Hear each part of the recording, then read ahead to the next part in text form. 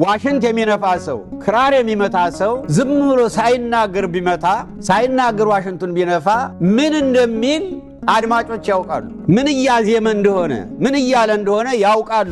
ያሁኑ አዲስ ልሳን አንተ ያልከኝ አንዳንዶች ይናገራሉ የምትለው ግን የዋሽንትን ያህል እንኳን ይደመጣል ወይ? የክራርን ያህል እንኳን ይገመታል ወይ? የለም። አዎ በዓለም ቁጥር ስፍር የሌለው ቋንቋ አለ። በዚያ በተሰጠ ቋንቋ ብትናገርና አድማጩ ባይሰማው ምን ፍሬ አለው ነው። ስለዚህ አድማጩ እንዲሰማው ወይ ተርጉመው ነው። ግን ያ የሚነገረው ቋንቋ ባለቤት ሊኖረው ይገባል፣ ምስክር ሊኖረው ይገባል። የኔ ነው የኛ ቋንቋ ነው የሚሉ ሰዎች ሊኖሩ ይገባል። ለምሳሌ አሁን አቻዳዳራ ምናምን ብላ አሁን ምን ብላችሁ አሜን ትላላችሁ እናንተ? የምለውን ካልሰማችሁ ከሁላችሁ ይልቅ በልሳን አይደለም ይለው በልሳኖች በቋንቋዎች ማለት በልሳኖች። አሁን ምን ሰማት ግን በሰዎች አንዲት አይነት ናት። ከየት እንዳገኟት እንግዲህ እነሱ ነው የሚያውቁ። አንዲት ናት ኮድነ የምትመስል።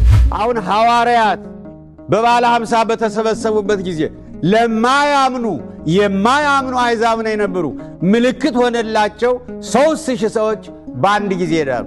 ለማያምኑ ሰዎች ምልክት ነው። እውነተኛው አዲስ ልሳን ማለት ሰው የኔ ነው የሚለው ባለቤት ያለው ቋንቋ ነው። እኔ አሁን የሚነገረው ከየት እንደመጣ አላውቅም። አንዳንዶች የመላእክት ቋንቋ ነው። የሰው ሁሉ ቋንቋ አልቆ ነው ወደ መላእክት የተሄደው። እግዚአብሔር መንፈስ ቅዱስ የሰላም አምላክ ነው፣ የሁከት አይደለም። እኔ አንዳንድ ጊዜ ሲታይ በአንዳንድ ጉባኤዎች ሁከቱ ጩኸቱ በጣም ይገርም ነው፣ በጣም ያስደነግጣል። መንፈስ ቅዱስ ትልቁ ምልክቱ ሰላም፣ ጸጥታ፣ ዝግታ፣ ጨዋነት ነው።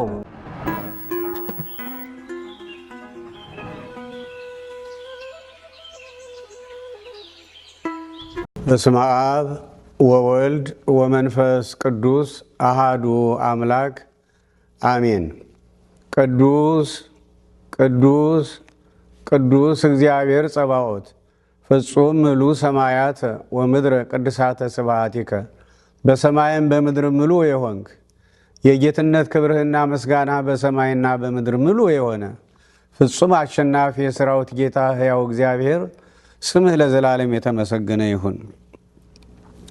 በእሳት አምሳል ከተገለጥክበት ከባለ 50 ጀምሮ እስካሁን ድረስ ቤተ ክርስቲያንን የምትመራት እግዚአብሔር መንፈስ ቅዱስ ከተገኘህበት ከአብ ቃልህ ከሆነ ከወልድ ጋር ክብር ምስጋና ለዘላለሙ ላንተ ይሁንና አሁንም በመካከላችን ተገኝተህ አንተው ራስህ እንድታስተምረን ቃልህን ምስጢርህን እንድትገልጥልን ቅዱስ ፈቃድህ ይሆንልን። አሁን ወደ ተለመደው ጥያቄያችን እንሄዳለን ማለት ነው። እሺ ብፁዕ አባታችን ቡራኪው ይድረሰኝ። የኔ ጥያቄ እንግዲህ በቤተ ክርስቲያናችን ይህ ጊዜ መንፈስ ቅዱስ የወረደበት የበዓለ 50 መታሰቢያ ነው። መንፈስ ቅዱስ በወረደ ጊዜ ለሐዋርያት የሰጣቸው የአዲስ ልሳን ስጦታ ነበር። ይህ አዲስ ልሳን ዓላማው ምንድን ነው? በዓለም ላይ ባለች ቤተ ክርስቲያን ዛሬ አዲስ ልሳን አለ ወይ? አንዳንዶች በአዲስ ልሳን ተናገርን ይላሉ፣ የሚሉት ግን አይሰማም እና ይህንን እንዴት ያዩታል? ይህንን ቢያብራሩልን አባታችን። እሺ አዎ ልክ ነው።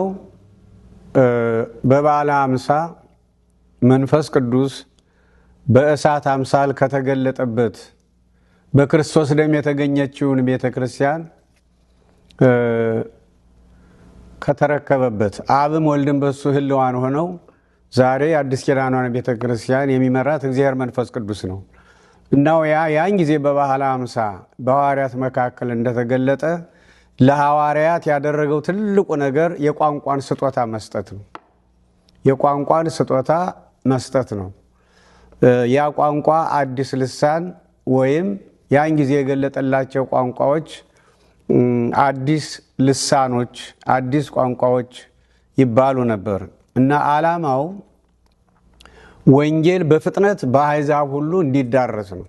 ወንጌል በፍጥነት በአሕዛብ ሁሉ እንዲዳረስ ነው። ለምሳሌ ብናነበው ጥሩ ነው። ቃሉን ብናነበው ጥሩ ነው።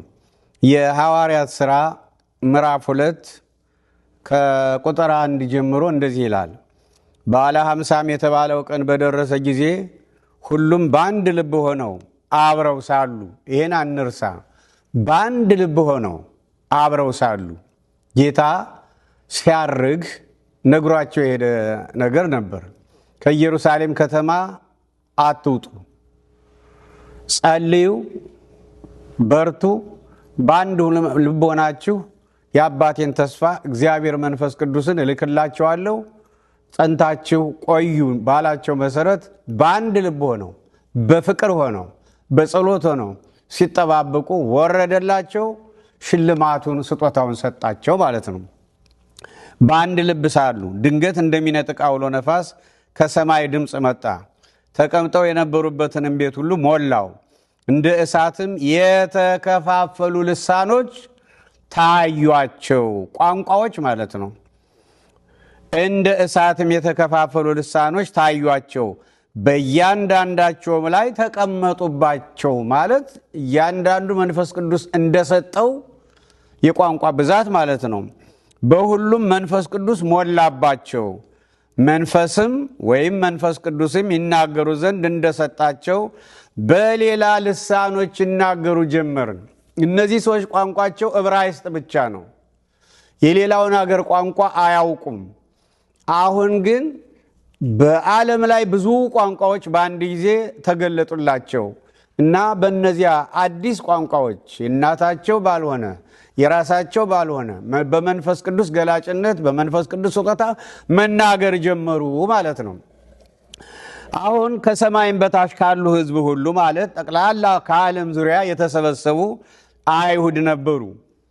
ከዓለም ዙሪያ የተሰበሰቡ ናቸው። በበዓለ ሀምሳ በየዓመቱ ይሰበሰባሉ። ከተለያየ ሀገር የተወለዱት እና የተለያየ ቋንቋ የሚናገሩት እና ከሰማይም በታች ካሉ ሕዝብ ሁሉ በጸሎት የተጉ አይሁድ በኢየሩሳሌም ይኖሩ ነበር። ይህን ድምፅ በሆነ ጊዜ ሕዝብ ሁሉ ተሰበሰቡ።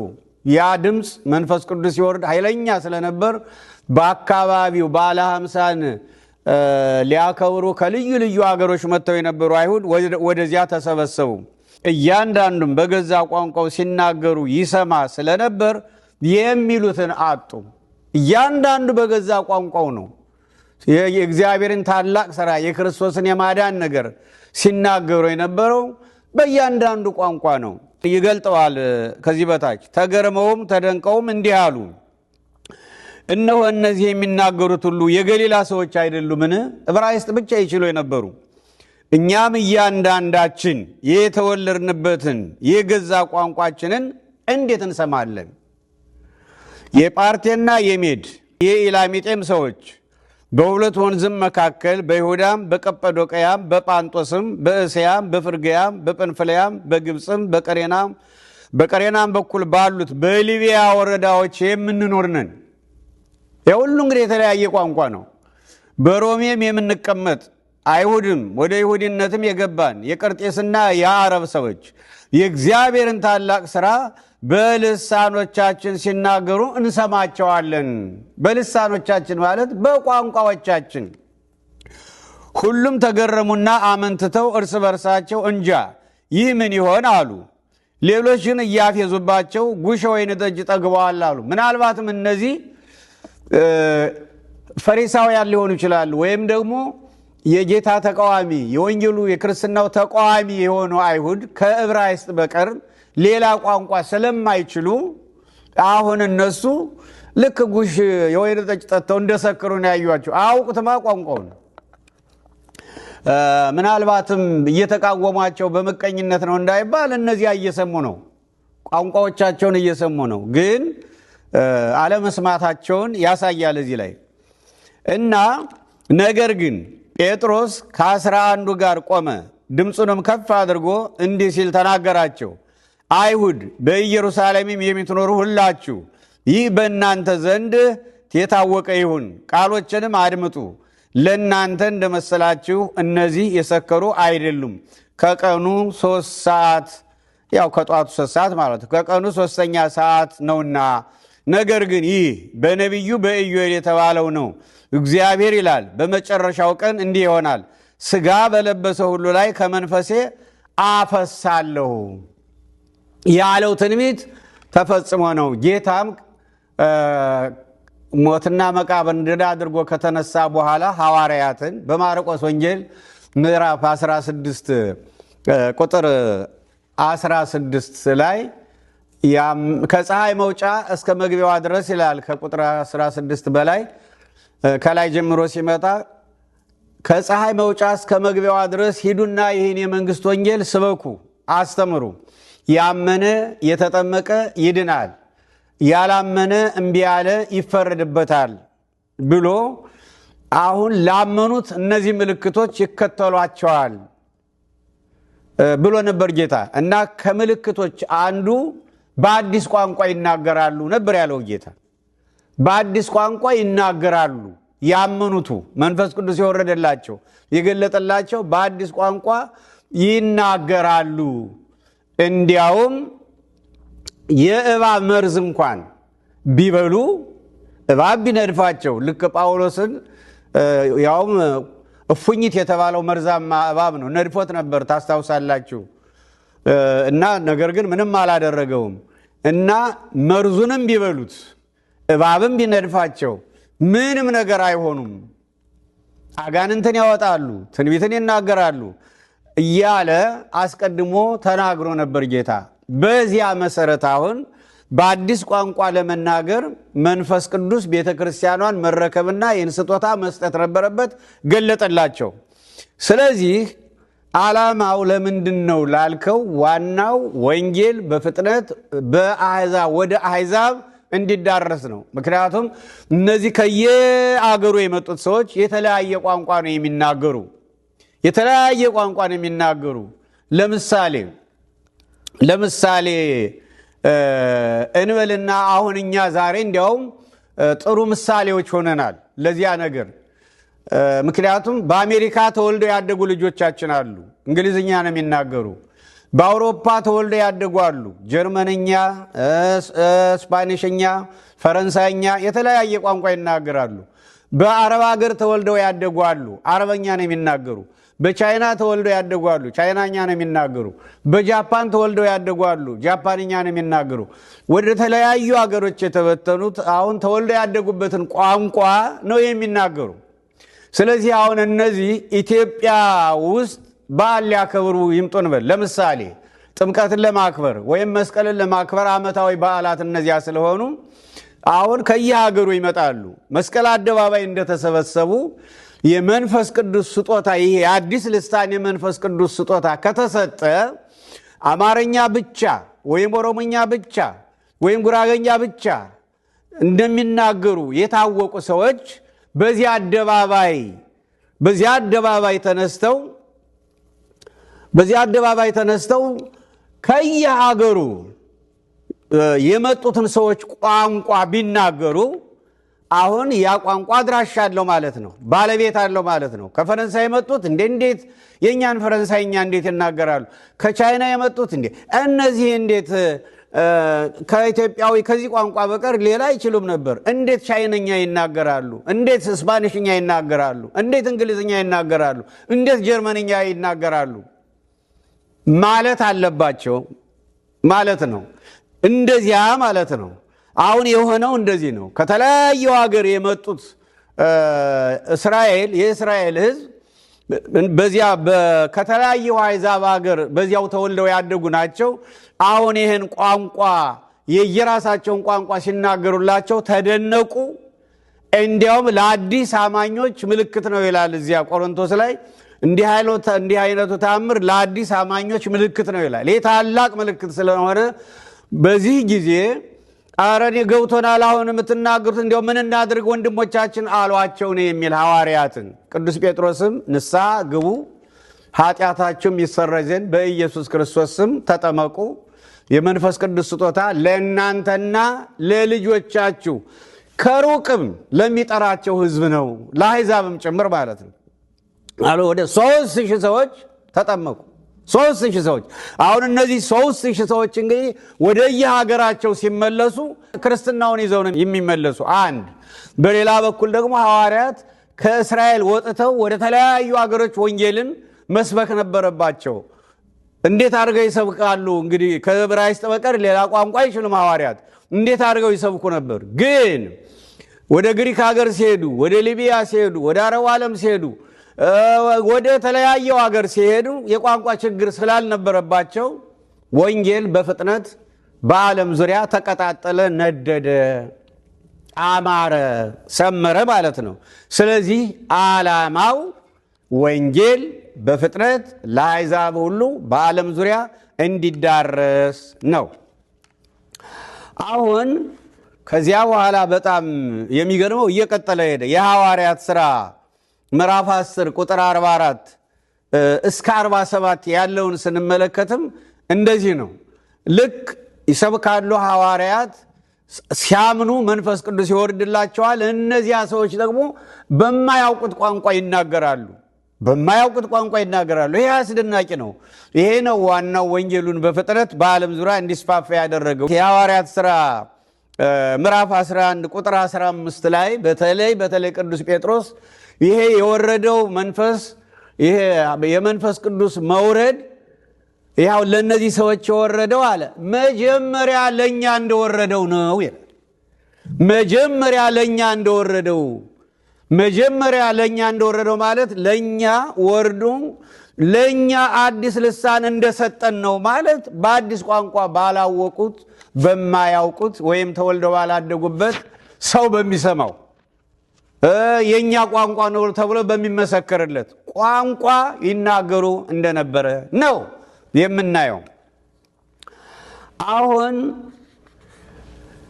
ያ ስጦታ ዛሬ አለ ወይ ነው ያልከኝ? እሱን ነው አይደለ? ያ ስጦታ ዛሬ በዓለም ላይ ባለችው ቤተክርስቲያን አለ ወይ?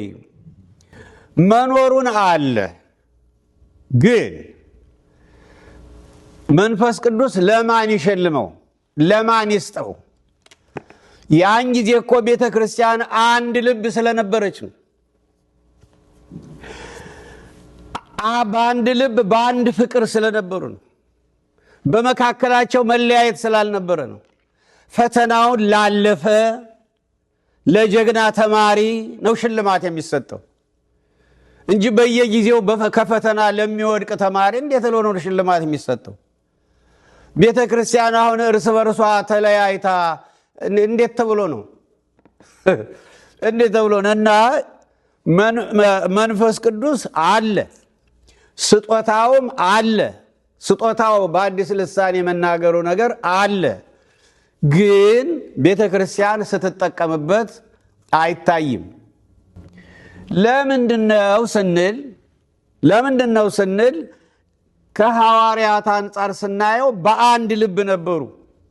ፍቅር ነበረባቸው። ደግሞ አለው ፍቅር ነበራቸው። መንፈስ ቅዱስ ተደሳች ነው። ፈተናውን አልፈውለታል። የዚህን የሥጋ ዓለም በሥጋ የሚመጣውን በምድራዊ አስተሳሰብ የሚመጣውን ፈተና አልፈውለታል። እንደ ልባቸው ይሰጣቸው ነበር። ከዚያ በኋላ ግን መለያየት ተጀመረ እና አሁን ስጦታዎች እያነሱ ሄዱ። ለምሳሌ ምንድን ነው የሚለው የማርቆስ ወንጌል ምዕራፍ 16 ላይ ምዕራፍ 16 ቁጥር 16 በአዲስ ቋንቋዎች ይናገራሉ አለ። የሚያምኑትን ምልክቱን ሲናገር በአዲስ ቋንቋ መናገር ብቻ አይደለም፣ ነገር ግን የእባቡን መርዝ ቢበሉት ምንም አያደርጋቸውም። የሚገድል መርዝ ቢበሉ ምንም አያደርጋቸውም። ማን ነው ዛሬ እባብ ነድፋው የማይሞት ዛሬ ማን ነው? መርዝ ጠጥቶ የማይሞት ማን ነው ዛሬ? በጣም ከባድ ነው። ምክንያቱም ይሄ የእምነት ብስለትን ይጠይቃል። የጸጋ ማደግን ይጠይቃል። በጸጋ በማደግ የመንፈስ ቅዱስን ሽልማት ያሳያል። ስለዚህ አንዱ ከኛ ጉድለት ነው። ለምሳሌ በአገራችን ነዳጅ ያለ በአገራችን ለምንድን ነው ይሄን ነዳጅ ማንጠቀመው? መሬት ውስጥ ነው ያለ። አውጥተን መጠቀም አልቻልንም። አቅም የለንማ። ይኸው ከተጀመረ ስንት ጊዜው ነው? ወጣ ይባላል፣ እንዲሆነ ይባላል፣ ይከሽፋል። ወጣ ይባላል፣ ከንጉሱ ጊዜ ጀምሮ ይባላል። ይኸው አባይም በስንት ጊዜው ነው? አሁን አባይ ያለን አንጠቀመም ነበር። አባይ እያለን ሱዳንን ግብፅን አልፎ ተርፎ ውቅያኖስ ሲገባ እየኖረ እኛ እንጠቀም ነበር። ለምን? አቅሙ አልነበረንም። ዛሬም በአገራችን ልዩ ልዩ ማዕድናት አሉ ይባላል። ወርቅ አለ ይባላል። የተለያየ ማዕድን አለ ይባላል። ለምንድን ነው እንደ ደቡብ አፍሪካ እንደ ሌሎችም አውጥተን መጠቀም ያልቻልነው? አቅም አላገኘንም። መንፈሳዊ አቅማችን አንሷል። መንፈሳዊ አቅማችን አንሷል። ወኩሉ ዘጸዋ ስመ እግዚአብሔር ይድህን ይላል እዚያው ኢዩኤል እዚህ ላይ ትንቢተ ኢዩኤል። እንዲያውም የእሱን ስም በመጥራታችን እግዚአብሔር ይመስገን። ስሙን የጠራ ሁሉ ይድናል። ያመነ የተጠመቀ ይድናል። ዋናው ነገር ክርስቶስን በማመን የመዳናችን ሀብት አለመወሰዱ ይበቃናል። ያ ትርፍ ሀብት ነው፣ ያ ትርፍ ጸጋ ነው። ግን ተወሰደ ወይ ተወስዷል ወይ በሆነ ነገር ምክንያት ሊሆን ይችላል። የቆመበትን እንግዲህ እግዚአብሔር መንፈስ ቅዱስ ነው የሚያውቀው። ቢሆን ኖሮ ዛሬ የዓለም ጋዜጠኞች ወሬ የራባቸው ናቸው። አንድ ሰው ተወልዶ ባላደገበት የእናቱ ቋንቋ ባልሆነ በመንፈስ ቅዱስ ገላጭነት ልዩ ልዩ ቋንቋ በልዩ ልዩ ቋንቋ ወንጌልን ቢሰብክ የዓለም ጋዜጠኞች በተለይ የአሜሪካ ሲኤንኤን፣ የእንግሊዝ ቢቢሲ፣ ምን የአረብ አልጀዚራ ይሄ ሁሉ ሌላ ስራ የለው ነበር። ይሄን ነበር ተአምር አድርጎ የሚያወራው በሙሉ ወሬ። ዛሬ የቲክቶኩ ዩቱቡ ዛሬ እንደምታዩ ሶሻል ሚዲያው በሙሉ የወሬ ረሃብ ነው የለቀቀበት። ስለዚህ እንዲህ አይነት ተአምር ቢያገኝ ይሄ ሁሉ ረሃብተኛ ሌላ ምን ያወራ ነበር? ይሄን ነበር የሚያወራው። ለምንድን ነው ይሄ የአዲስ ልሳን የመንፈስ ቅዱስ ጸጋ የለም ወይ? አለ። ታዲያ ለምንድን ነው ቤተ ክርስቲያን የማትጠቀምበት? ቋንቋ እንደሆን ዛሬ አሁን እኛው በአገራችን አሁን አንድ ፓስተር ምን በለው ወይም ደግሞ የኦርቶዶክስ ሰባኪን በለው ወይም ደግሞ አንድ የካቶሊክን በለው እሺ ከተሰጠው ይሄ ስጦታ ቢሰጥ ኖሮ በአገራችን ከ80 በላይ ቋንቋዎች አሉ። ለምንድን ነው በእነዚያ ቋንቋዎች ይህ ስጦታ የተሰጣቸው ሰዎች መናገር ማይችሉት? የለማ ለጀግኖች ነው የሚሰጠው ያ። ታዲያ ለምንድን ነው አሁን አንዳንዶች የአንደኛ ቆሮንቶስ ምዕራፍ 14ን ምክንያት አድርገው አዲስ ልሳን ብለው ይናገራሉ ነው? እስቲ እንየው። አንደኛ ቆሮንቶስ ምዕራፍ 14ን እንመልከተው። እንዲህ ይላል፣ ፍቅርን ተከታተሉ ይላል። ገና ሲጀምር ፍቅርን ተከታተሉ፣ መንፈሳዊ ስጦታንም ይልቁንም ትንቢት መናገርን በብርቱ ፈልጉ። በልሳን የሚናገርስ ለእግዚአብሔር እንጂ ለሰው አይናገርም ይላል። ምክንያቱም በአዲስ ቋንቋ የሚናገር ሰው በአደባባይ በወንጌል አደባባይ ሆኖ በአዲስ ቋንቋ ማለት የእሱ ባልሆነ ባልደከመበት መንፈስ ቅዱስ ገልጦለት የሚናገር ሰው ቢኖር አለ ከእግዚአብሔር ጋር ጥሩ ነው፣ ምስጢርን ይናገራል ከእግዚአብሔር ጋር። ለምን? እግዚአብሔር የማያውቀው ቋንቋ ስለሌለ። ነገር ግን ለሰው አይናገርም፣ ሰው አይሰማውማ፣ የሚያስተውለው የለምና፣ በመንፈስ ግን ምስጢርን ይናገራል። ትንቢትን የሚናገር ግን ለማነጽና ለመምከር ለማጽናናትም ለሰው ይናገራል። ትንቢት ሲናገሩ ነበር። ይወርዳል፣ ይወለዳል፣ ይሞታል፣ በሱ ሞት በሱ ደም የዓለም ኃጢአት ይወገዳል፣ ሞትና መቃብርን ድል አድርጎ ይነሳል፣ ያርጋል፣ ዳግም ይመጣል፣ ዓለማትን ያሳልፋል ተናግረው ነበረ። ወረደ፣ ተወለደ፣ የተባለው ትንቢት ሁሉ ተፈጸመ። ተዘዋውሮ አስተማረ፣ ተገረፈ፣ ተሰቀለ፣ ተቸነከረ፣ ሞተ። መለኮት የተዋሃደ ደሙን አፈሰሰ፣ ስጋውን ቆረሰ፣ በስጋ ስለኛ ሞተ። በእግዚአብሔርና በእኛ መካከል የነበረ የጥል ግድግዳ ፈረሰ፣ የጥል መጋረጃው ተቀደደ፣ ሰውና እግዚአብሔር ታረቅን። ዓለመ ገነት ተዘግቶ የነበረው ተከፈተ። በዓለመ ሲኦል የነበሩ ነፍሳት ወደ ዓለመ ገነት ተሸጋገሩ። ሞትና መቃብርን ድል አድርጎ ተነሳ። የኛ ጌታ ተነሳ። ለሐዋርያት መመሪያ ሲሰጥ ቆይቶ 40 ቀን 40 ሌሊት በክብር አረገ። አሁን ዳግም ይመጣል። ዓለማት ያልፋሉ። ስለዚህ የሞተው የተነሳው ያረገው ጌታ ዳግም ይመጣል። እንዲያውም የሰው ምጽአቱ ዕለተ ሞቱ፣ ዋናው የሰው ምጽአት ዕለተ ሞቱ ነውና ዕለተ ሞታችሁ ሞተ ሥጋችሁ ሳይደርስ ንስሐ ግቡ፣ በኃጢአታችሁ ተናዘዙ፣ ሥጋ ወደሙ ተቀበሉ፣ ኃጢአታችሁ ይሰረያል። ትንቢት ነው። ኃጢአታችሁ ይሰረያል። ንስሐ ግቡ፣ በኃጢአታችሁ ተናዘዙ፣ የበደሏችሁን ይቅር በሉ፣ በሥጋ ወደሙ ተቀደሱ፣ ኃጢአታችሁ ይሰረያል። ትንቢት ነው። ጌታ ዳግም ይመጣል። ዓለማት ያልፋሉ፣ ሙታን እንነሳለን። ትንቢት ነው። ይቅር ካላችሁ ይቅር ትባላላችሁ። ትንቢት ነው። ስለዚህ ትንቢት ማለት የወንጌልን ቃል ሕዝቡ በሚሰማበት ቋንቋ። እዚህ እኮ የተሰበሰበው ሕዝብ የተለያየ ቋንቋ ሊናገር ይችላል። ነገር ግን ዋናው ሁሉም የሚግባቡበት ቋንቋ ካለ በዚያ ቋንቋ ትንቢት ወንጌልን መስበክ ወይም ደግሞ አዲስ ትንቢት ደግሞ በዚህ ጊዜ እንዲህ ይሆናል እንደዚህ ይሰራል ብሎ መንፈስ ቅዱስ የገለጠለት ካለ ደግሞ ሁሉም በሚሰማው ቋንቋ መናገር ያ ሕዝብን ያንጻል። ትንቢትን የሚናገር ግን ለማነጽና ለመምከር ለማጽናናትም ለሰው ይናገራል። በልሳን የሚናገር ራሱን ያንጻል። በልሳን የሚናገር ራሱን ያንጻል። አሁን ለራሱ ጥሩ ነው። መንፈስ ቅዱስን ተሞልቶ ልዩ ልዩ ቋንቋ ሲናገር ለሱ ጥሩ ነው፣ ግን አድማጩ አይጠቀምበትም ነው። ትንቢትን የሚናገር ግን ማህበሩን ያንጻል። ሁላችሁ በልሳኖች ልትናገሩ እወድ ነበር ይላል ቅዱስ ጳውሎስ። ሁላችሁ በልሳኖች ልትናገሩ እወድ ነበር፣ ትንቢትን ልትናገሩ ግን ከዚህ ይልቅ እወዳለሁ አለ። ማህበሩ ይታነጽ ዘንድ ንግግሩን ባይተረጉም በልሳኖች የሚናገር ትንቢትን የሚናገር ይበልጣል። ንግግሩን ባይተረጉም ያን የተገለጠለትን ቋንቋ በልዩ ልዩ ቋንቋ እየተናገረ ሕዝቡም ደግሞ በሚግባባበት በሚሰማው ቋንቋ ተርጉሞ ካልነገረው ምን ይጠቅመዋል? አይጠቅመውም። ስለዚህ ሕዝቡ በሚሰሙት ጉባኤው በሚግባባበት ቋንቋ ወንጌልን መስበክ ትንቢትን መናገር ያን እመርጣለሁ ነው የሚለው ቅዱስ ጳውሎስ።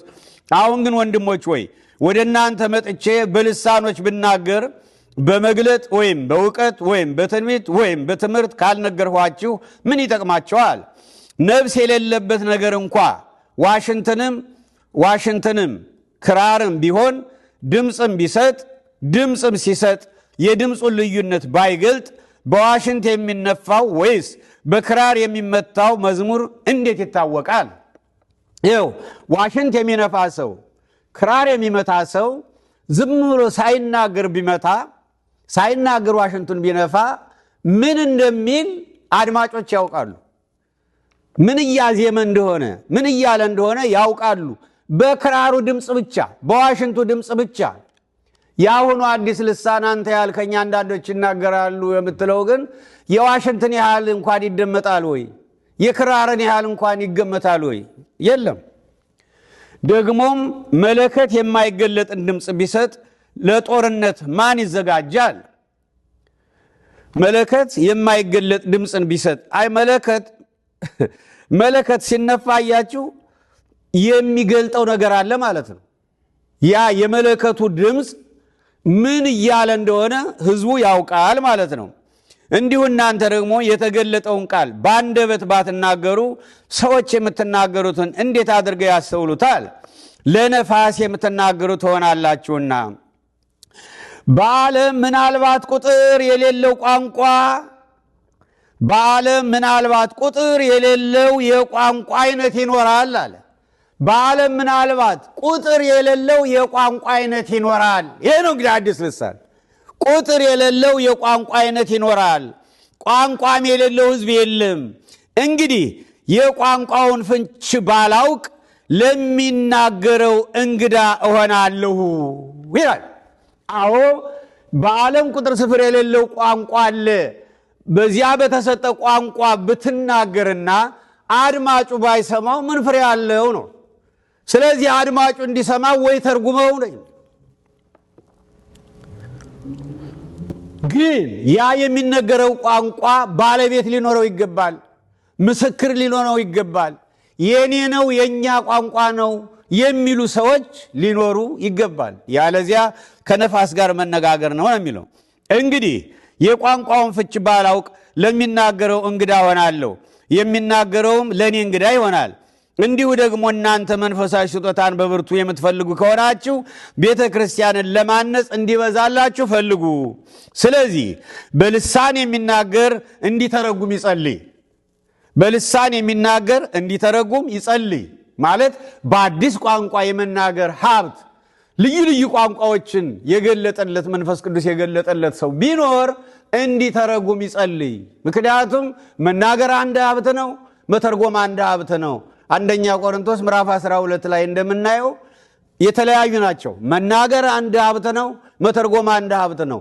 ሁሉም ደግሞ የተሰጠው ከሆነ የሚናገረውን መተርጎም ግን ምስክር መኖር አለበት ነው።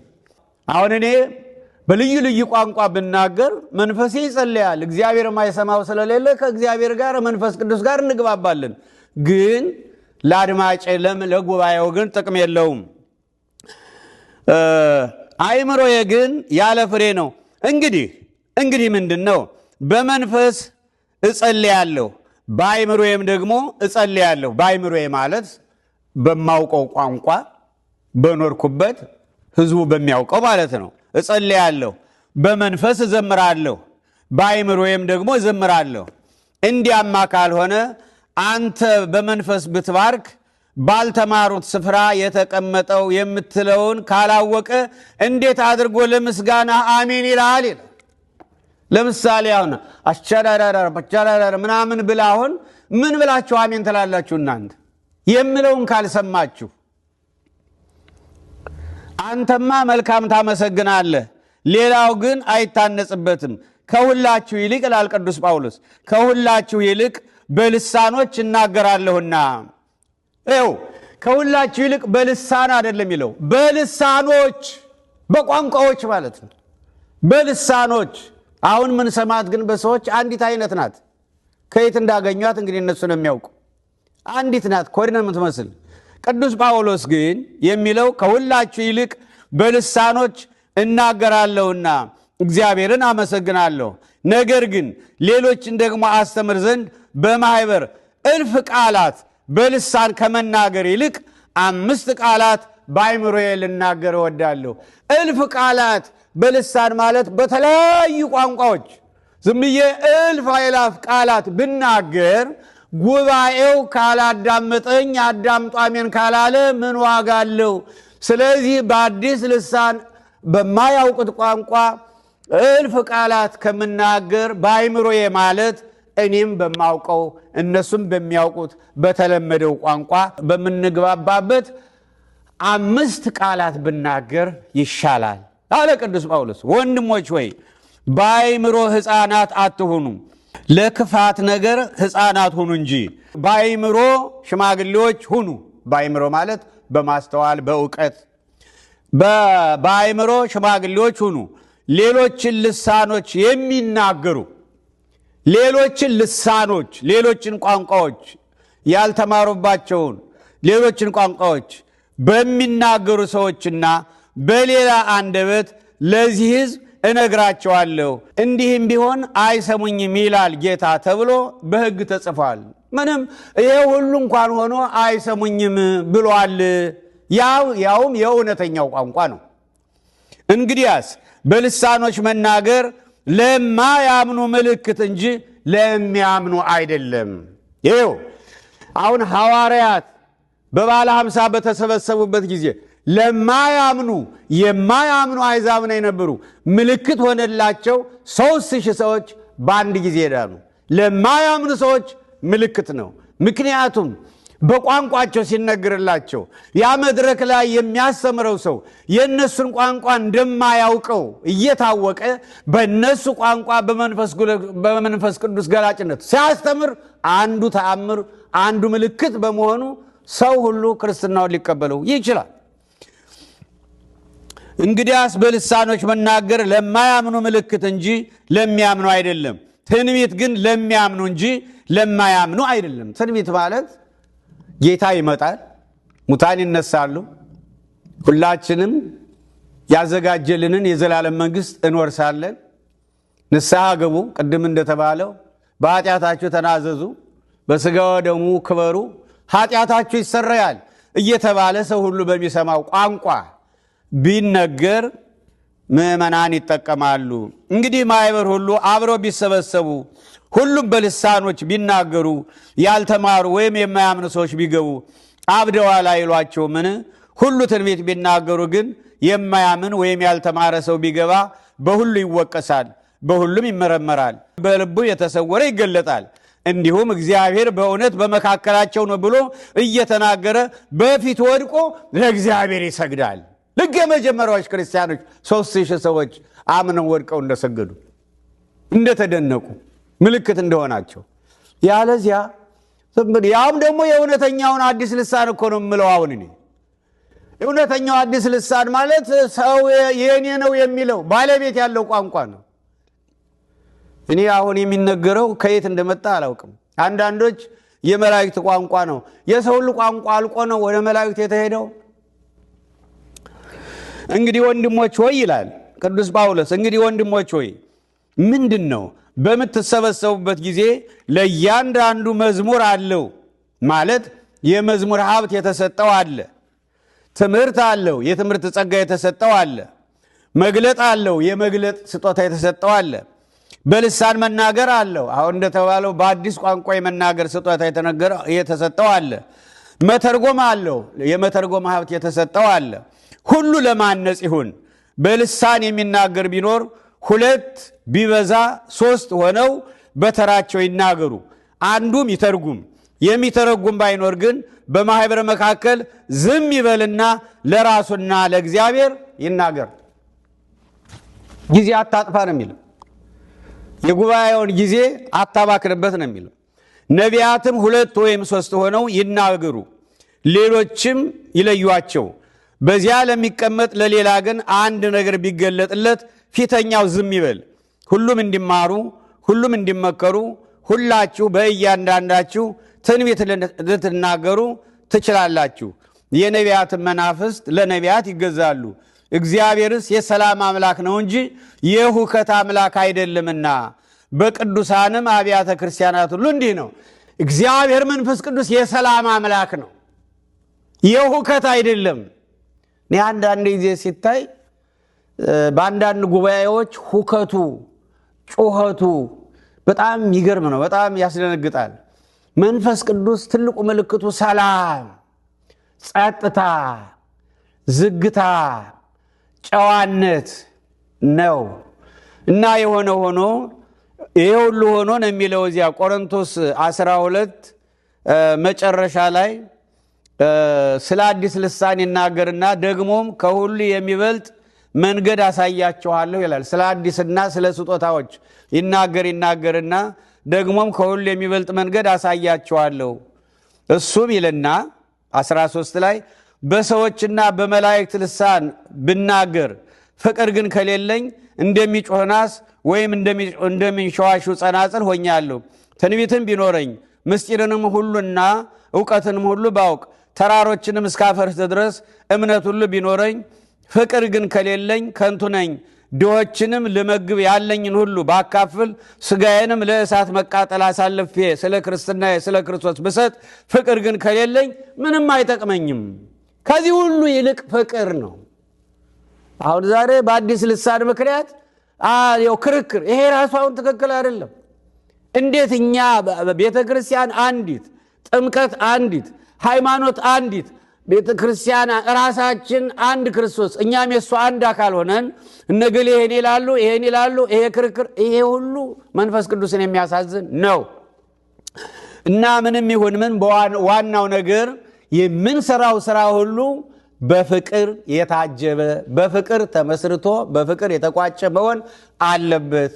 ለተጠየቀው ጥያቄ ግን አዲስ ልሳን ማለት ነው አንድ ሰው ተወልዶ ባላደገበት፣ ትምህርት ቤት ገብቶ ባልተማረበት የሰው ልጆች በሚናገሩት ቋንቋ እዚህ ቆሮንቶስ 14 ላይ እንደሚለው በዓለም ቁጥር ስፍር የሌለው የቋንቋ አይነት አለ።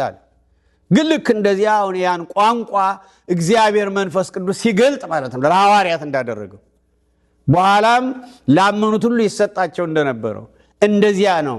ያ መቼ ቀረ? በቀረበት ጊዜ ቀረ። ዛሬ ለምንድን ነው የሌለ?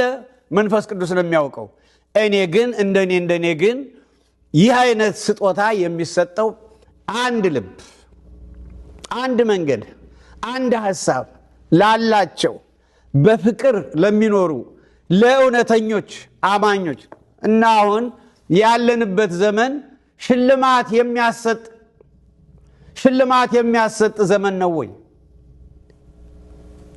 እንዲያውም ስሜን አትጥሩት አለማለቱ እግዚአብሔር መንፈስ ቅዱስ እኛን ትቶን አለመሄዱ ትቶን ቢሄድ ኖሮ ቢለየን ኖሮ ግን እኔም እዚህ ቆሜ አልናገርም፣ እናንተም አትጠይቁም፣ ቁጭ ብላችሁም አታዳምጡም። በያላችሁበት ሆናችሁ ምናልባት በሚዲያ የምታገኙት አትሰሙትም። እግዚአብሔር መንፈስ ቅዱስ በውስጣችን የመኖሩ ምልክት ቃሉን ስንሰማ ደስ ይለናል። ሰው ሆኖ ስለሞተልን አምላክ ሲነገር ደስ ይለናል። ስለ ትንሣኤው ሲነገር ደስ ይለናል። ስለ እርገቱ ሲነገር ደስ ይለናል። በአብ ቀኝ በቀደመ ክብሩ ስለመቀመጡ ደስ ይለናል። ስለ ዳግም ምጽአቱ ሲነገር ደስ ይለናል። ስለ ዓለም መንፈስ ስለ ሙታን መነሳት ሲነገር ደስ ይለናል። ስለ መንግሥተ ሰማያት ስለ ዘላለማዊ ሕይወት ሲነገር ደስ ይለናል። ይሄ ሁሉ የምን ውጤት ነው? የመንፈስ ቅዱስ። መንፈስ ቅዱስ በውስጣችን በቅተን ነው ወይ? ይገባናል ወይ? አይገባንም። ነገር ግን ምን አለ ቅዱስ ጳውሎስ? ሀበ ሀለወት ብዝይት ኃጢአት በየ ትበዝህ ጸጋ እግዚአብሔር። ብዙ ኃጢአት ብዙ ርኩሰት በሞላበት የግል ሕይወት ብዙ ኃጢአት ብዙ ርኩሰት በሚታይበት ቤተሰብ በሚታይበት ከተማ በሚታይበት አገር በሚታይበት ዓለም የእግዚአብሔር ጸጋ ቸርነቱ በዛ። ለዚሁም በስሙ አምነን ለመዳናችንም ቸርነቱን እንኳን ሽልማት ሊገባል እና እንዳልከው የመንፈስ ቅዱስ ስጦታዎች አሉ። ምክንያቱም መንፈስ ቅዱስ አብሮን አለ። ስጦታውን ደግሞ እስከዚህ ጊዜ ነው ብሎ ገደብ አልገደበም። ነገር ግን ለሚገባቸው ነው እንጂ ለማይገባቸው ደግሞ ስጦታውን እያነሳ አይሰጥም። እውነተኛ አስተማሪ እኮ ነው። ፈጣሪም አምላክም ቢሆንም እግዚአብሔር መንፈስ ቅዱስ እንደ አብ እንደ መንፈስ ቅዱስ በመለኮት አንድ የሆነ ቢሆንም አስተማሪም ነው። እዚያ ዮሐንስ 14:15 ላይ ያስተምራችኋል ይላል። እኔ ብሄድ ይሻላችኋል። መንፈስ ቅዱስ ሲመጣ ማጽናናት ብቻ ሳይሆን ያስተምራችኋል፣ እኔ ያስተማርኳችሁንም እንድታስተውሉ ያደርጋል ይላል እና እግዚአብሔር መንፈስ ቅዱስ አስተማሪ ነው። አንድ አስተማሪ ደግሞ ሽልማት የሚሸልመው ለጎበዝ ተማሪ ነው። ልክ እንደ ጎበዝ ተማሪ አሁን ዝም ብሎ በማይሰማ ቋንቋ እንዲህና እንዲያ ማለቱ እኔ አላውቅም። ነገር ግን እኔ እንደዚህ አይነት ነገር ግን በቤተ ክርስቲያናችን እንኳን አልሆነ። ምክንያቱም የማይሰማ ቋንቋ ምንድን ነው? ምንም አይጠቅምም። ስለዚህ ያስተማረን የመከረን እግዚአብሔር መንፈስ ቅዱስ ስሙ ለዘላለም የተመሰገነ ይሁን።